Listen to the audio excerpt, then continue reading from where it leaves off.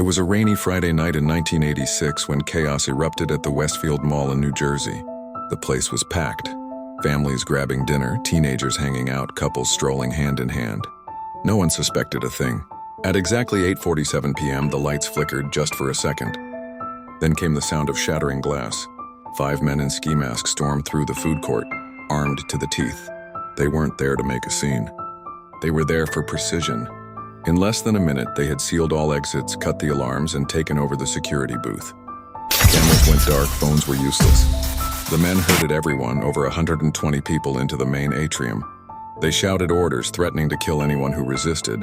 Then, in a chilling twist, they began selecting individuals, at random, and humiliating them in ways too disturbing to describe on any public platform. Children were crying. Grown men were begging. The attackers took wallets, watches, jewelry.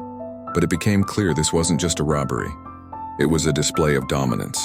The nightmare lasted 47 minutes. By the time the men escaped through a maintenance tunnel, the mall was eerily silent.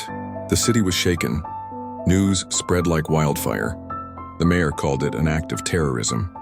The FBI joined the case, and soon cracks began to show in the group's armor.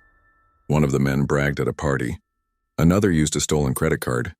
Within 3 weeks, all 5 were in custody. They were charged with over 2,100 crimes: robbery, assault, kidnapping, abuse. In court, survivors testified behind black screens, too afraid to show their faces. One juror fainted during a testimony. The verdict: guilty on all counts. Each man received life without parole. To this day, survivors say it wasn't just the violence that haunted them, it was the silence that came after.